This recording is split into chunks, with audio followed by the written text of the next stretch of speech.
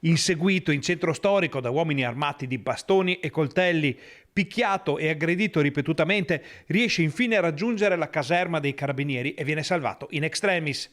È accaduto qualche notte fa a Bassano, dove ancora una volta la città è teatro di inseguimenti, risse e aggressioni.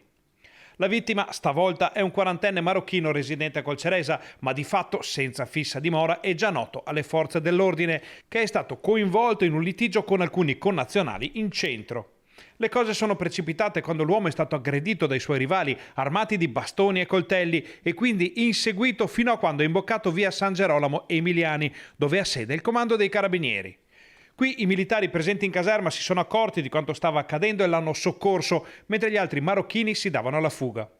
Portato in ospedale, il quarantenne è stato dimesso con una prognosi di 1 mese per le gravi lesioni riportate.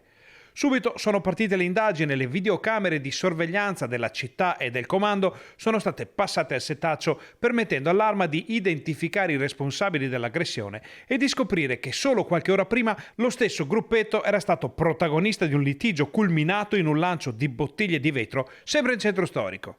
Una volta raccolto il materiale, i carabinieri hanno denunciato a piede libero 3 marocchini per minaccia aggravata, porto abusivo d'armi e lesioni aggravate. Questo ennesimo episodio accende nuovamente i riflettori sulla situazione della sicurezza in centro e nei quartieri, dove si moltiplicano le risse, gli alterchi, i ferimenti in un'escalation che sta spaventando i bassanesi.